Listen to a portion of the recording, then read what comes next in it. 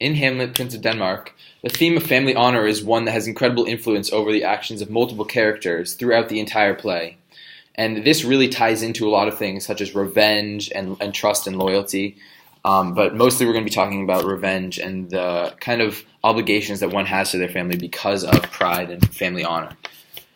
So the first case of this that we experience in the play is when Polonius is convincing Ophelia not to love Hamlet, not to love him anymore, simply because he tells her that Hamlet will not be able to marry her because he can't marry for love because of his status as the Prince of Denmark, and he'll have to marry for the kingdom and not for who he wants to marry, because that is one of his obligations that is expected of Hamlet because of his family name and his status that comes with it.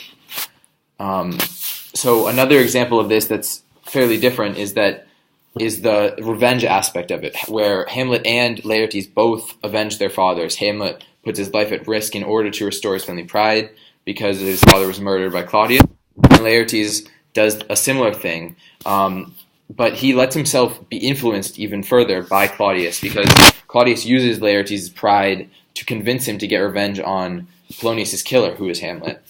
Because he says that, do you love your father? Will you avenge him and restore your family name?